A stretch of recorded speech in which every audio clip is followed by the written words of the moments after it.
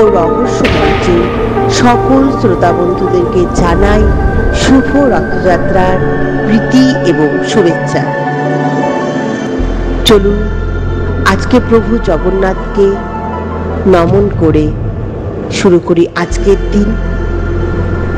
আজকে ভূত আর রহস্য মঞ্চে যে গল্পটি আমি উপস্থাপন করতে চলেছি, গল্পটি নিছকীয় খুব মজার। ভূতের হলেও ভূতের মতন নয়, এই গা ছমছমে ব্যাপারটা নেই, কিন্তু হাসি মজা এবং এখানে ভূতের পরিবারদের নিয়েই কিন্তু গল্পটা অবশ্যই পুরোটা শুনবেন, লাইক শেয়ার এবং কমেন্ট করবেন। শুরু হচ্ছে আজকের নিবেদন আধা তেপান্তরের অদ্ভুত কাহিনী। লিখেছেন হিমানীশ গোস্বামী। শুরু হচ্ছে আধা তেপান্তরের অদ্ভুত কাহিনী। কাদাগোলার আজই ভয় দেখানোর প্রথম দিন। কাদাগোলা হলো ভূতের ছানা। আধা তেপান্তরে মোটামুটি সচ্ছল অবস্থা গোলা বংশে। কাদাগোলার বাবা ছাইগোলা, আর ছাইগোলার পেতনি খানদানি কুচকুচে বংশের মেয়ে। নামও মনে রাখার মতন, ঘোড়া অবশ্যা, কুচকুচে। নামটা মনে রাখবার মতন হলেও এত বড় নাম যে অনেকেই ভুলে যায়, তাই কেউ কেউ ঘোড়া বৌদি বলে ডাকে, আর কেউ কেউ ঘোড়া দি। অন্য পিতৃরা তাকে কেবল ঘোড়া বলেই ডাকে। অনেকে বলে ওর পুরো নামটা নাকি ভারী অলক্ষণে। কেন জানো? ওই নামটার মধ্যে দেখো রামা কথাটা লুকিয়ে রয়েছে। আর রামা কথাটা যে ভূতেদের কানে খুব আরামপ্রদ হবে না, সেটা বোধ হয় বুঝিয়ে না বললেও চলবে। বিয়ে হওয়ার পর যখন ঘোড়া অমাবস্যা এলেন গোল বংশের পেতনি হয়ে, তখন তার স্বামী ছাইগোলা একটু আবদার করে বলেছিল, তোমার নামটা একটু বদল করে, তোমার আপত্তি হবে না তো? শুনেই তার নতুন বিয়ে করা পেতনি সে কি ফুপিয়ে ফুপিয়ে কান্না। না, ঠাকুর দেওয়ার নাম তিনি বদলাবেন না, কিছুতেই নয়। ভূতেদের বাড়ি খুব বড় নয়, তবে যেমন যেটুকু দরকার সেটুকুনি সাজানো গোছানো রয়েছে। ভূতেদের বৈঠকখানা 8 রকম পচা গন্ধ ম করছে চারিদিক। এখানে ছাই ওখানে ছাই, প্রতিদিন নতুন নতুন কাদা এনে দেওয়ালে ছুঁড়ে ছুঁড়ে কেবল রাখা হয় তাই নয়, মানুষের নর্দমা থেকে অ্যালুমিনিয়ামে তৈরি বালতি জল দেওয়ালে আটকে থাকা কাদা রাতের মধ্যে 11 বার ছেটানো হয়। তাছাড়া একোন ওকোন ভাঙা ইট, পাটকেল, পচা পাতা রাশি, নতুন নতুন পচা পাতা এনে রাখা হয়। দেওয়ালে একটা বড় ছবি রাবণের। ছবিতে দেখা যাচ্ছে 10 মাথাওয়ালা রাবণের চমৎকার চেহারা।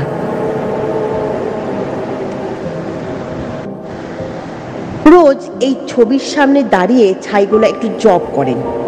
কি যে বিড়বিড় করে বলেন তা অবশ্য বোঝা যায় না, তবে ভূতেদের মন্ত্রের 6 বার রাবণ বলা হয়। এটা প্রাচীনকালের প্রথা। আজ থেকে এই বাড়িতে হইচই পড়ে গেছে। কেন? তারা বিবরণ একটু পরে দেব। কেউ কেউ হয়তো প্রশ্ন করবে, ভূতেরা অ্যালুমিনিয়ামের বালতি ব্যবহার কেন করে? তারা কি কোনো বিশেষ কারণ আছে? খুবই চমৎকার প্রশ্ন। এর উত্তর আছে, নিশ্চয়ই আছে, অবশ্যই আছে। অ্যালুমিনিয়াম ছাড়া পেতলে তামার বালতি ব্যবহার করতে পারে না ভূতেরা।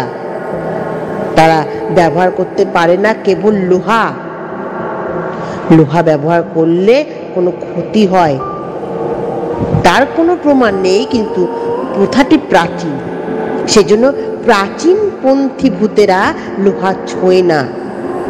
ছুলে কি হয় কি জানি, কিন্তু প্রাচীনপন্থীরা জানতে পারলে প্রায়শ্চিত্ত করতে হয়। সে প্রায়শ্চিত্ত বড় কষ্টকর ব্যাপার, কিন্তু সে কথা থাক। আমরা শুরু করেছিলাম কাদাগোলার আজ ভয় দেখানোর প্রথম দিন থেকে, সেই কথাই বলি। কাদাগোলার বয়স একটু বেশি, 7 বছর পার হতে চলল, অথচ এর ভয় দেখানোর হাতে খড়ি হয়নি। ভূতেরা বাচ্চারা সকলেই 5 বছর 14 দিনের মধ্যে ভয় দেখা শিখে গিয়ে কিন্ডার গার্ডেনে থাকতে থাকতেই শিখে যায়, এমনই শোনা গেছে। 3 বছর একটু 21 দিন বয়সের একটি ভূতের ছানা ভয় দেখিয়ে জিনেস বইয়ের নাম লিখিয়েছিল। সাহেব ভূতেরা জিনেস বই বের করে প্রতি বছর, জিনেস বই হলো জিনদের বই, আসলে সব রকম ভূতেদের কার্যকলাপের শ্রেষ্ঠ বিবরণ এতে প্রকাশিত হয়। এই বইয়ে জিন, পরী, হরেক রকমের ভূত, শাঁকচুন্নি, টাকচুন্নি, পেতনি এইসবের বিবরণ তো থাকেই। তাছাড়া থাকে গোভূত, হামদভূতের, পল্টার প্রভৃতি নানা রকমের কীর্তিকলাপ। বইটার নামে যাতে বড় হয়ে যায় তার জন্য সাহেব ভূত প্রকাশকের ওর ইংরেজি নাম দিয়েছে জিনেস বুক অফ রেকর্ডস। বইতে নাম ওঠা ভয়ানক এক সম্মানের ব্যাপার। বাংলাদেশে বেশ কয়েকটি ভূতের নাম এই বইয়ে উঠেছে। তাদের মধ্যে আছে সবচেয়ে ছোট ভূতের নাম। এই ভূত আবার নাকি নাস্তিককে ভয় দেখিয়ে বলে তাকে বিশেষ সম্মানের স্থান দেওয়া হয়েছে। যখিরা ভূতেদের দলে নাম লিখিয়েছে তা টাকার জোর কিনা হয়। কালাগোলাকে একদিন ভয় দেখানো শেখানো হয়নি, তার কারণ তার মায়ের আবদার। অন্য ভূতেরা যখন কিন্ডার গার্ডেনে ভর্তি হয় তখন কাদাগোলা মা বলেছিল, না, আমার কাদাগোলা সাধারণ ভূতেদের সঙ্গে মিশে গোল্লায় যাবে, ও প্রাইভেট টিউটরের কাছে পড়বে বাড়িতে। তা প্রাইভেটেই পড়ুক আর যাই করুক, স্কুলে ভর্তি হতে গেলে তো একটি কঠিন পরীক্ষা দিতে হয় প্রত্যেক ভূতের ছানাকে। সে হলো ভয় দেখানোর পরীক্ষা, দুরকম। একরকম হলো থিওরিটিক্যাল, এটা মোটামুটি সহজ, আর 2-4টে বই পড়লেই হয়ে যায়। অবশ্য বইগুলি খুব ছোট নয়, তাহলে বুঝতে অসুবিধা হয় না। এছাড়া নেট বইও পাওয়া যায় প্রচুর। এই পরীক্ষায় পাশ করলে তবে নেওয়া হয় প্র্যাকটিক্যাল পরীক্ষা। এটা ভারী কঠিন পরীক্ষা, এটাতে পাস করাতে না পারলে স্কুলে ভর্তি হওয়ার কোনো আশাই নেই। সেই জন্য লেখাপড়া ভালো করে শেখানোর আগে অনেকের মা বাবা বাড়িতে নিজেদের ছানাপোনাদের ভয় দেখানো শেখায়। অনেক ছানাপোনা চলে যায় বিশেষ প্রিপারেটরি স্কুল বোর্ডিংয়ে ভয় দেখানো প্র্যাকটিক্যাল কোর্সে, বেশ বড়, যেখানে প্রথমে পাখিকে ভয় দেখানো শেখানো হয়, তারপর চড়ুই কিংবা শালিক পাখি, এগুলি সাধারণ পাখি, যে জন্য বড় লোকের ছানারা প্রথমে ভয় দেখানো শেখায় ছোট ছোট মুনিয়া কিংবা বাজেরিয়ান। সবচেয়ে দামি হলো মৌটুসি, এরপর আস্তে আস্তে পায়রা, ঘুঘু, মাছরাঙা, বক, মোরগ, হাঁস, তারপর চিল, শকুন, পেঁচা, ডাহুক, বাঘ, এইসব। আস্তে আস্তে পাখিদের ভয় দেখানোর পর ময়ূর, উট পাখি, তার সবচেয়ে অসুবিধা হয় টিয়া, ময়না, এসব পাখিগুলোকে ভয় দেখানো। টিয়া আর ময়না ভয় পেতে চায় না, অনেক সময় তারা নিজেরাই ভয় দেখানোর চেষ্টা করে। সেই জন্য ভূতের ছানারা কিছুতেই ময়না ও টিয়া পাখিতে একেবারে ভয় দেখাতে চায় না, নিজেরাই যে ভয়ে অস্থির হয়ে ওঠে। আর একটা মজার ব্যাপার আছে, সব পাখি অল্প বিস্তর ভয় পেলেও ধনেশ পাখি কিছুতেই ভয় দেখানো যায় না। সেই জন্য দুষ্টু ভূত ছানারা যারা একটু বেপরোয়া তাদের বলা হয় ধনেশ। যেসব ভূতের ছানা ভয়ঙ্কর সাহসের কাজ করে তাদের ধনেশ পুরস্কার দেওয়া হয়। বছরে মাত্র 2-3টে ভূতের বেশি এইরকম পুরস্কার পায় না। এই পুরস্কার দেওয়া হয়, কিন্তু গত 3 বছরে এই পুরস্কার কেউই পায়নি। তাতে ভূতেদের পাক্ষিক সাম্প্রদায়িক লেখা হয়নি। বাঙালি ভূতেদের নানা দিকে অধঃপতন হতে শুরু হয়েছে। আজকাল আর সে রাতই নাই। একালে সমস্ত ভারতে বাঙালি ভূতেদের একটা বিশেষ প্রতিষ্ঠান ছিল, মান ছিল, চাহিদা ছিল। বাঙালি ভূতের সর্বত মাথা নিচু করিয়া থাকিত। ভূতেরা মাথা উঁচু করাকে কাপুরুষের লক্ষণ বলে মনে করা হয়। কিন্তু এ কি হইতাছে? ক্রমশ বাঙালি ভূতেদের চরিত্র দুর্বল হইতেছে কেন? গত 3 বছর বাঙালি ভূত ছানারা সাহসিকতার জন্য কোনো সোনারূপা কিংবা ব্রোঞ্জ আনতে পারে নাই। ইহা চলিতে থাকিলে বাঙালি ভূতেদের ভবিষ্যতে তীব্র অলক্ষণে আলোকময় হইবে এমন কথা বোধ হয় অন্যরা বা অসঙ্গত হইবে না, ইত্যাদি। পাখিদের ভয় দেখানো শেখানোর পর ভয় দেখাতে শিখতে হয় চতুষ্পদীদের, যেমন ইঁদুর, বেড়াল, কুকুর প্রভৃতি, তারপর শেয়াল, নেকড়ে, ডোরাকাটা, বাঘ, সিংহ। এরপর ভয় দেখানো শেখাতে হয় বানর মানুষদের। আগে কম বয়সীদের শুরু, তারপর ধীরে ধীরে 7 বছর পর্যন্ত মানুষদের। বানরদের নিয়ে বড় মুশকিল, ওরা ভয় পেয়েছে কিনা বোঝাই যায় না। এর ফলে বানররা ভয় দেখানো, বানরদের ভয় পেলে কিনা জিনিসটা পরীক্ষা নেন তিনি, অনেক রকম বুঝতে পারা যায় না। পেলে হয় মাস্ক বেশি দেন, বানর ভয় পেল, কিংবা কম দেন, এই মনে করে বানররা ভয় পায়নি। এই জন্য প্র্যাকটিক্যাল পরীক্ষায় বানরদের ভয় দেখানো এরকম প্রশ্নগুলি দেখলে খুব সাহসী ভূতেরাও ভয় পেয়ে যায়। এর ফলে ফেলও করে অনেকজন। বিদিকিচ্ছিরি ব্যাপার। আগেই বলেছি, কাদাগোলা আজ ভয় দেখানোর দিন, পরীক্ষা। এতদিন তাকে পুতপুত করে রেখে তার বুক দূর দূর করছে, ইচ্ছে হয় না সে কাউকে ভয় দেখাক। তার মা তাকে কয়েক সপ্তাহ ধরে 2জন দুর্ধর্ষ ভূত টিউটর হিসাবে নিয়োগ করেছিল, যারা ভয় দেখানো শেখানোর 3বার রাষ্ট্রীয় পুরস্কার পেয়েছেন। অন্যজন পেয়েছেন বিশ্বভূত পুরস্কার। এই ভূতেদের চেহারা এমন যে ভূতের ছানারা তাদের দেখলে গো গো করে অজ্ঞান হয়ে যায় আর কি। তাদের দৈনিক 14 কেজি করে কাঁচা হেরিং মাছ, 10 কেজি পদ্মার ইলিশ আর 13 কেজি পান্তা ভাত দিতে হয়। নানা রকম ভয় দেখানো শেখানো কাদাগোলা কিন্তু আত্মবিশ্বাস কিছুতেই আসে না। মুশকিল হচ্ছে এই যে একবার পরীক্ষার অঞ্চলে ঢুকে গেলে আর তার সঙ্গে আত্মীয় স্বজন, টিউটার বা অন্য কেউ থাকতে পারবে না। আগে থেকে সে কোশ্চেন আউট হবে তারও জো নেই। অ্যালুমিনিয়ামের পাতে যে মানুষকে ভয় দেখানো হবে তার নাম ও ঠিকানা লেখা আছে। এই সময় যতজন পরীক্ষা দেবে প্রত্যেকজনকে একটি করে মানুষ স্থির করতে হবে। মানুষদের নাম ও ঠিকানা লিখে একটা পরিষ্কার জলের পুকুরে ফেলে হয়। তারপর ভূতেরা যা পরীক্ষা দেবে তার এই বিচ্ছিরি পরিষ্কার জল জয় রাবণ বলে ছাপিয়ে পড়লে প্রত্যেকের একটা করে চাকতি তুলে আনে।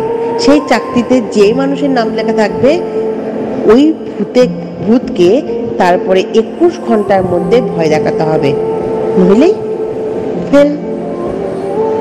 সবাই চায় যে মানুষের নাম অ্যালুমিনিয়ামের চাকতিতে লেখা থাকবে, সেজন্য একটু ভীরু প্রকৃতির হয়। বয়স যেন কম আর বাড়িটা যেন খুব দূরে না হয়, ঠিকানাটা যাতে সহজেই খুঁজে পাওয়া যায়। তাছাড়া যে ভূত পরীক্ষা নেবার তার প্রকৃত একটু নরমই হয়। পরীক্ষার্থীদের দিন আজ।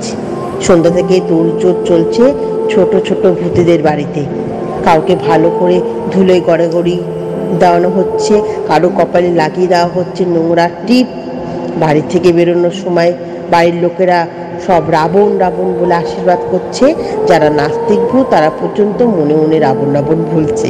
অনেকেই মনে কাঁপছে, আর কেউ কেউ এতই নার্ভাস হয়ে পড়ছে যে মাঝে মধ্যে হাওয়ায় মিলিয়ে যাচ্ছে। তখন মা, বাবা, অভিভাবক সব চিৎকার করে বলছে, ওরে পচা ডিম কোথায় গেলি রে, ওরে পচা তাল রে, এরকম করলে কি করে হবে রে, ভয় দেখানোটা খুব সোজা রে। আবার কোনো কোনো ভূতের ছানা ভয় দেখানোর আগে অভ্যাস করেনি, এখন শেষে মুচ্ছে চিঁচি চা চা দামদুম চি চিৎকাই মিৎকাই সব বিকট আওয়াজ বার করছে। একজন মুখস্থ করবার চেষ্টা করছে, তোর রক্ত মিষ্টি ভালোই অনাসৃষ্টি, গুড়গুড়ে মেঘ আমাবস্যা এলো ছেপে বৃষ্টি, দেখছি কি রে এদিক ওদিক শূন্য পানে দৃষ্টি, এবার তোর মাংস হারে করবো মোরা ফিষ্টি। এইসব গান অদ্ভুত। এটা নাকি ভয় দেখানো অব্যর্থ উপায়। ভয় দেখানোর লাস্ট মিনিট সাজেশন বলে একটা বইয়ের এরকম 800টা মন্ত্র আছে। খাতাগুলোকে পুরো 800টা ছাড়া মুখস্থ করানো হয়েছে। মুখস্থ করেছিল মোটামুটি, কিন্তু আজ সন্ধ্যায় ঘুম ভাঙার পর থেকে তার মাথাটা বেবাক ফাঁকা হয়ে গেছে। একটা মন্ত্র তার মনে পড়ছে না, যে সমস্ত মন্ত্র সব ভুলে গেছে, সেটা কাউকে বলতেও পারছে না। বললেই তো বাড়িতে হাহাকার পড়ে যাবে।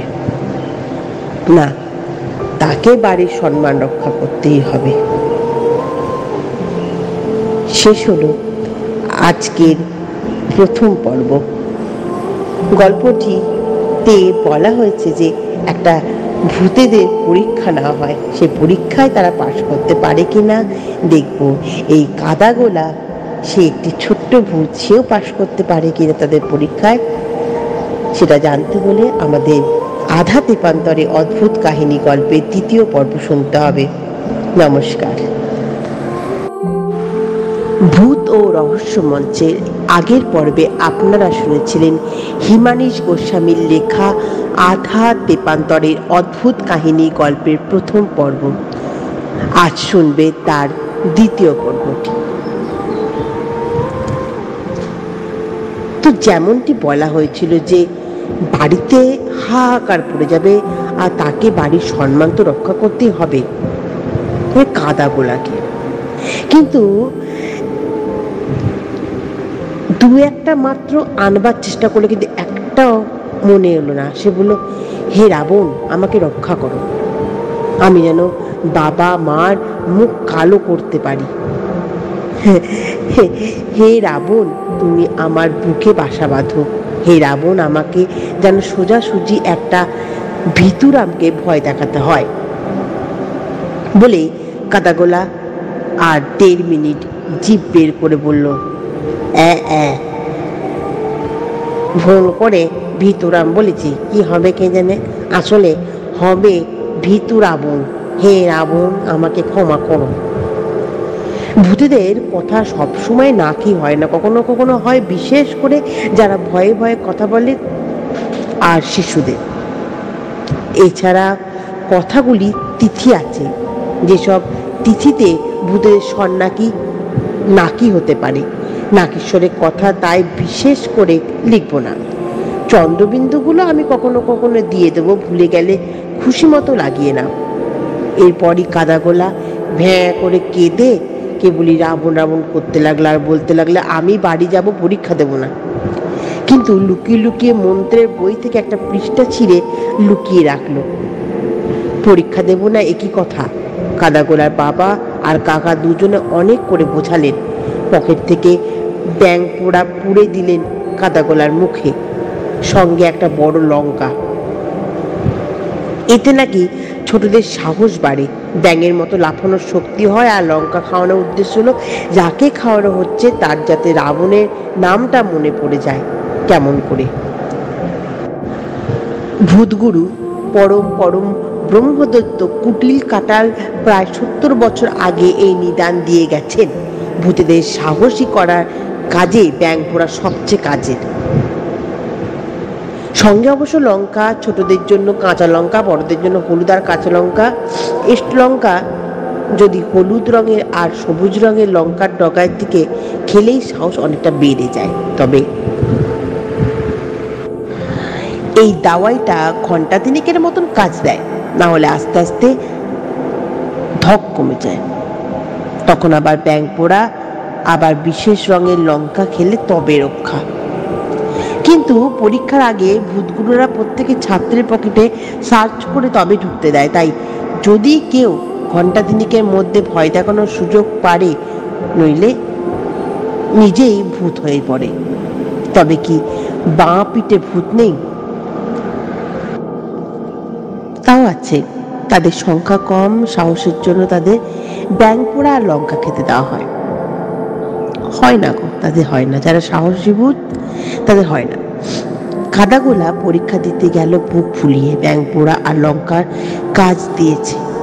মনে মনে উচ্চারণ করছে, হে রাবণ, হে রাবণ, আমাকে যেন কাছেই কোনো ভালো মানুষ ভীতু ভীতু মানুষকে ভয় দেখানোর ভার পড়ে।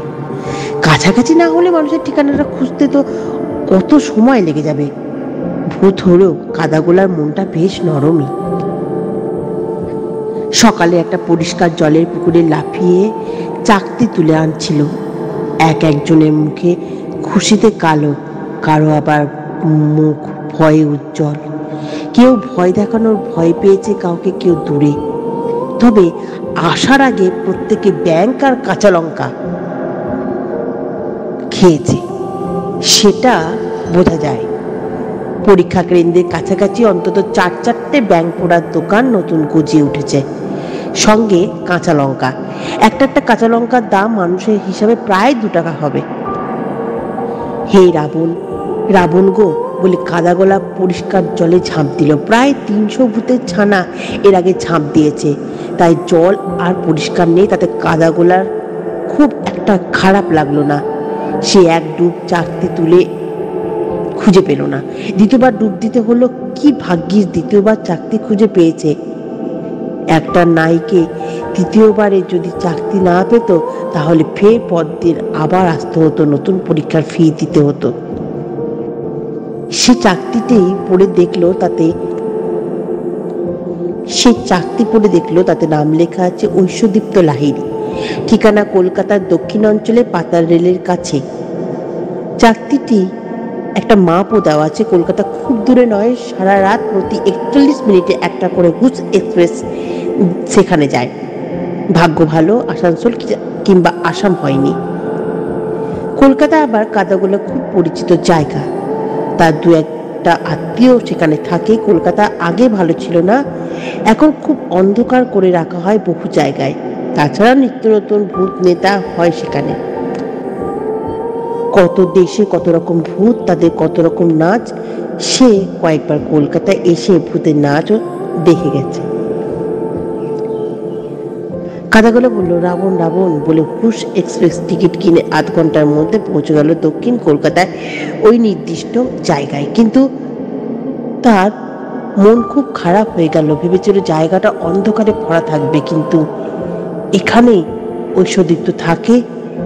চাকতিতে লেখা দেখলো বয়স মাত্র 7। সে আরো খুশি হলো। যে খুশির সঙ্গে সঙ্গে হাঁটতে হাঁটতে ওই যা ট্রম লাইনে তার পা ছুঁয়ে গেল। কি সর্বনাশ, লোহার সঙ্গে ছোঁয়া লেগেছে, কি হবে? সে বলল, রাবণ রাবণ, পরীক্ষা আগে এই কি দুর্ঘটনা? সে জানে তার পরীক্ষা মশাই আনাচে কানাচে কোথাও আছেন, থাকতে হবে, কিন্তু আলোর তেজে কাদাগুলো কাউকে দেখতে পায় না। সে বুঝতে পারল না তার ওই লোহার ছোঁয়া কেউ দেখে ফেলেছে কিনা। বিশেষ করে তার পরীক্ষক দেখলেই তো জিদ্দির। কালীঘাট স্টেশনের কাছেই বাড়িটা 4 তলা। রাত তখন 3:30 হবে। রাতটা খুব গরম। সেই রাতে ঐশ্বদীপ্ত ওরূপে ভোজু তার বন্ধু পাণ্ডুর বাড়িতে 4 রকম মাছ আর 2 রকম মাংস নিয়ে পেট পুড়ে খেয়ে এসেছে। এত বেশি তার খাওয়া উচিত হয়নি। তার উপর 3টে বাঘা বাঘা আইসক্রিম সে শেষ করেছে, তাই ঘন ঘন তার ঘুম ভেঙে যাচ্ছিল জল তৃষ্ণায়। তার উপর সে বিদঘুটে সব স্বপ্ন দেখছিল। না, অত না খেলেই হতো, সে মনে মনে ভাবল। একটু আগে সে ভূতেরা কি একটা স্বপ্ন দেখে ভয় চেঁচিয়ে উঠেছিল। বাইরের দিকে সে তাকালো। বাড়ির সামনে শাঁসার গাছ, দেবদারু গাছ, বাইরে তীব্র আলো, রাস্তা একেবারে ফাঁকা। ঢং করে আওয়াজ হলো। ভোজু তার বালিশের তলা থেকে টর্চ নিয়ে ঘুরিতে দেখলো 1:30 বাজে।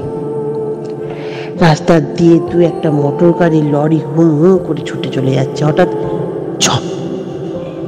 কি অন্যায়, লোডশেডিং হয়ে গেল। ঘুমও খুব পাচ্ছিল। সে খাটে গিয়ে শুয়ে পড়ল। শুয়েই ঘুম। আদেও সে রাতে ঘুমাতে পারল না কিনা, কাদা গলায় সে তাকে ভয় দেখিয়ে তার জীবনের সর্বনাশ ঘনিয়ে আনলো। জানতে হলে আধা তেপান্তরের অদ্ভুত কাহিনীর 3য় পর্ব শুনতে হবে। গল্পটি ভালো লাগলে অবশ্যই লাইক, শেয়ার এবং কমেন্ট করতে একদম ভুলবেন না।